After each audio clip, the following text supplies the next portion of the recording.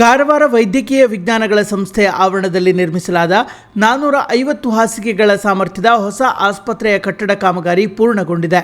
September 8ರಂದು ಲೋಕೋಪಯೋಗಿ ಇಲಾಖೆಯ ಸಹಾಯಕ ಕಾರ್ಯನಿರ್ವಾಹಕ ಇಂಜಿನಿಯರ್ಗಳ ಥರ್ಡ್ ಪಾರ್ಟಿ ಪರಿಶೀಲನೆ ವರದಿ ಸರ್ಕಾರಕ್ಕೆ ಸಲ್ಲಿಕೆಯಾಗಿದ್ದು, ಈ ಹಿನ್ನೆಲೆಯಲ್ಲಿ ಶಿಥಿಲಗೊಂಡಿರುವ ಹಳೆಯ ಆಸ್ಪತ್ರೆಯಿಂದ ರೋಗಿಗಳನ್ನು ಹೊಸ ಕಟ್ಟಡಕ್ಕೆ ಸ್ಥಳಾಂತರಿಸುವ ಪ್ರಕ್ರಿಯೆ ಆರಂಭಿಸಲಾಗಿದೆ. ಈ ಕುರಿತು ಕಾರವಾರ ಮೆಡಿಕಲ್ ಕಾಲೇಜಿನ ನಿರ್ದೇಶಕಿ ಡಾಕ್ಟರ್ ಪೂರ್ಣಿಮಾ ಸುದ್ದಿಗೋಷ್ಠಿ ನಡೆಸಿ ಮಾಹಿತಿ ನೀಡಿದರು. ಕಂಪ್ಲೀಟ್ ಆಗಿ third party verification report waiting ಇತ್ತು. ಅದರಿಂದ ನಮ್ಮದು ಹಸ್ತಾಂತರ ಮಾಡಿಸ್ಕೊಳ್ಳಿಕ್ಕೆ ಸ್ವಲ್ಪ ಡಿಲೇ ಆಯಿತು. ಥರ್ಡ್ ಪಾರ್ಟಿ ವೆರಿಫಿಕೇಷನ್ಗೆ ಬಂದಾಗ ಕೆಲವೊಂದೊಂದು ಫಾಲ್ಟ್ನ ನೋಡಿಬಿಟ್ಟು ಇದನ್ನು ಮಾಡೋದು, ಅದನ್ನು ರೆಕ್ಟಿಫೈ ಮಾಡಿ ಕೊಡಲಿಕ್ಕೆ ಸ್ವಲ್ಪ ಟೈಮ್ ಕಾಲಾವಕಾಶ ಇತ್ತು. ಈಗ ಅದನ್ನೆಲ್ಲ ರೆಕ್ಟಿಫೈ ಮಾಡಿ ಈಗ ರಿಪೋರ್ಟ್ ಸಿಕ್ತು. ಅದಾದಮೇಲೆ ಮೊನ್ನೆ ನಾವು ಹಸ್ತಾಂತರ ಮಾಡಿಸ್ಕೊಂಡಿದ್ದೀವಿ. ಗೌರ್ಮೆಂಟಿಂದ ಹಳೆ ಬಿಲ್ಡಿಂಗು ರಿಸ್ಕ್ ಇರೋದ್ರಿಂದ ನೀವು ಹೊಸ ಬಿಲ್ಡಿಂಗ್ಗೆ ಇಮಿಡಿಯೇಟ್ ಶಿಫ್ಟ್ ಮಾಡಿಕೊಡಿ ಅಂತ ನಮಗೆ ಗೌರ್ಮೆಂಟಿಂದ ಆದೇಶ ಬಂದಿರೋದ್ರಿಂದ ನಾವು ಇಮಿಡಿಯೇಟ್ ಶಿಫ್ಟಿಂಗ್ ಪ್ರಾಸೆಸನ್ನು ಶುರು ಮಾಡಿದ್ದೀವಿ. ಇನ್ನೊಂದು ತಿಂಗಳೊಳಗೆ ಆಲ್ಮೋಸ್ಟ್ ಎಲ್ಲ ಇನ್ಪೇಷಂಟ್ಸ್ ಸೆಕ್ಷನ್ಸನ್ನು ನಾವು ಹೊಸ ಹಾಸ್ಪಿಟಲ್ಗೆ ಮುಖ್ಯಮಂತ್ರಿಗಳು ಬಂದು ಉದ್ಘಾಟನೆ ಮಾಡಬೇಕು ಪ್ರೋಟೋಕಾಲ್ ಇದೆ. ಅದಕ್ಕೆ ಡೇಟ್ ಇದನ್ನು ಮಾಡಲಿಕ್ಕೆ ನಾವು ಪ್ರಾಸೆಸ್ ಶುರು ಮಾಡಿದ್ದೀವಿ. ಅದಕ್ಕಾಗಿ ಸ್ವಲ್ಪ ಡಿಲೇ ಆಯಿತು ಅಂದರೆ ಅವ್ರು ಬರಲಿ ಅಂತ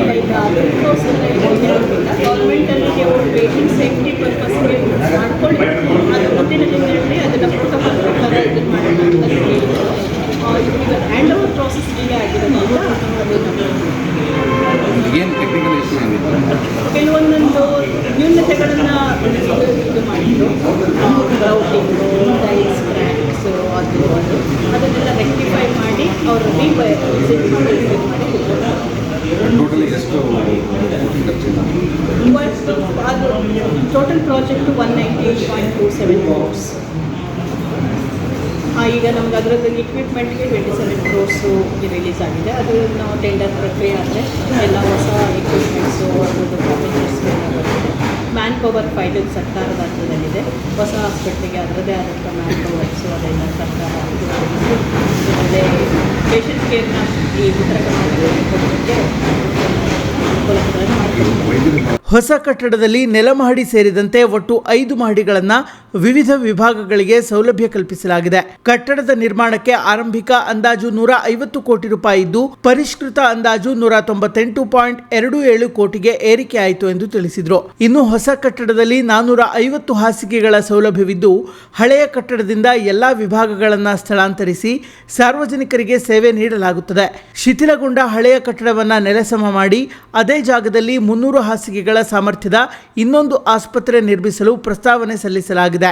ಭವಿಷ್ಯದಲ್ಲಿ ಸೂಪರ್ ಸ್ಪೆಷಾಲಿಟಿ ವಿಭಾಗಗಳನ್ನು ಹೊಸ ಕಟ್ಟಡದಲ್ಲಿ ಸ್ಥಾಪಿಸುವ ಯೋಜನೆ ಇದೆ. ಅಲ್ಲದೆ ವಿಭಾಗಗಳ ಕಾರ್ಯಾರಂಭದ ನಂತರ ಮುಖ್ಯಮಂತ್ರಿ ಹಾಗೂ ವೈದ್ಯಕೀಯ ಶಿಕ್ಷಣ ಸಚಿವರ ಸಮ್ಮುಖದಲ್ಲಿ ಅಧಿಕೃತ ಉದ್ಘಾಟನಾ ಸಮಾರಂಭ ನಡೆಯಲಿದೆ ಎಂದು ತಿಳಿಸಿದರು. ವೈದ್ಯರ ಕೊರತೆ ನಮಗೆ ಕೆಲವೊಂದೊಂದು ವಿಭಾಗದಲ್ಲಿ ಫುಲ್ ಇದೆ. ಸರ್ಜರಿ, ಆರ್ಥೋಪೆಡಿಕ್ಸು ಅದರಲ್ಲೆಲ್ಲ ಫುಲ್ ಇದೆ. ನಮಗೆ ಸ್ವಲ್ಪ ಡೆಫಿಷಿಯನ್ಸಿ ಇರೋದು ಗೈನಕಾಲಜಿ ಮತ್ತು ಮೆಡಿಸಿನ್, ಅದರಲ್ಲಿ 60 to 70% ಇದ್ದಾರೆ. ರೇಡಿಯಾಲಜಿ ಒಂದು ಮಾತ್ರ ನಮಗೆ ಫುಲ್ಲು ಅದರಲ್ಲಿ ಪೇಷಂಟ್ ಕೇರ್ ಮಾಡಿದೆ. ಎಲ್ಲ 17 ವಾಕಿಂಗ್ ಇಂಟರ್ವ್ಯೂಸ್ ಆಗಿದೆ ನಮ್ಮದು ಬಿಗಿನಿಂಗಿಂದ.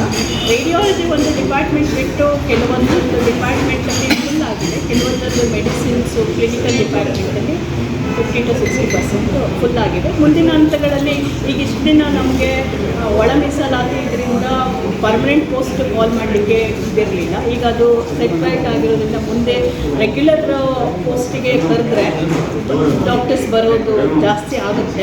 ಇಷ್ಟು ದಿನ ಕಾಂಟ್ರಾಕ್ಟ್ ಬೇಸಿಸ್ ಮೇಲೆ ಇಂಟರ್ವ್ಯೂ ಕರೀತಾ ಇದ್ವಿ. ಕಾಂಟ್ರಾಕ್ಟ್ ಬೇಸಿಸ್ ಮೇಲೆ ಒಂದು 15-20 ಜನ ಅಪಾಯಿಂಟ್ಮೆಂಟ್ ಮಾಡ್ಕೊಂಡಿದ್ದಾರೆ, ಮಾಡ್ತಾ ಇದ್ದಾರೆ. ಕಾಂಟ್ರಾಕ್ಟ್ ಅಂದರೆ ಸ್ವಲ್ಪ ಕಡಿಮೆ, ರೆಗ್ಯುಲರ್ ಅಪಾಯಿಂಟ್ಮೆಂಟ್ ಅಂದರೆ ಬರೋ ಚಾನ್ಸಸ್ ಜಾಸ್ತಿ.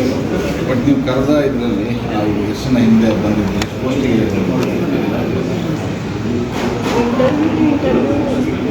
ಲಾಸ್ಟ್ ಪ್ರೀವಿಯಸ್ ಇಂಟರ್ವ್ಯೂಲಿ ಒಳ್ಳೆ ನಂಬರ್ಸೇ ಇತ್ತು. ಕೆಟಗರಿ ಅವು ಇದು ಎಲ್ಲ ಫಿಟ್ ಮಾಡಿ ಇದನ್ನು ಮಾಡಿ ಆಗಲಿಕ್ಕೆ ಕೆಲವೊಂದೊಂದು ಪೋಸ್ಟ್ಗಳು ಕೆಟಗರಿ ಇದರಿಂದ ಊಟದಲ್ಲಿ ಪೋಸ್ಟ್ ಆಗ್ತದೆ. ಒಳ್ಳೆ ರೆಸ್ಪಾನ್ಸ್ ಇದೆ. ಈಗ ನಂಬರ್ ಆಫ್ ಔಟ್ಪುಟ್ಸು ಜಾಸ್ತಿ ಇರೋದ್ರಿಂದ ಮುಂದಿನ ದಿನಗಳಲ್ಲಿ ನಮ್ಮ ಕಾರವಾರಕ್ಕೂ ಎಲ್ಲ ಡೆಫಿಷಿಯನ್ಸಿ ಆಗ ಆಗುತ್ತೆ ಅಂತ ಇಟ್ಸ್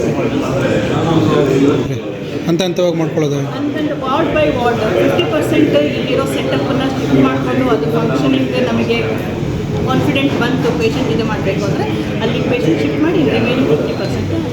ಸೊ ನಾವು ಪೇಷಂಟ್ ಕೇರ್ನೂ ಅಫೆಕ್ಟ್ ಆಗಬಾರ್ದು, ಅದನ್ನು ಶಿಫ್ಟ್ ಆಗಬೇಕು, ಆ ಥರ ಮಾಡ್ತೀವಿ. ಅಲ್ಪ ಸ್ವಲ್ಪ ತೊಂದರೆ ಆದರೂ ಸಾಕು ಅಂತ ಈ ಹಂತದಲ್ಲಿ ಸಹಕರಿಸಬೇಕು.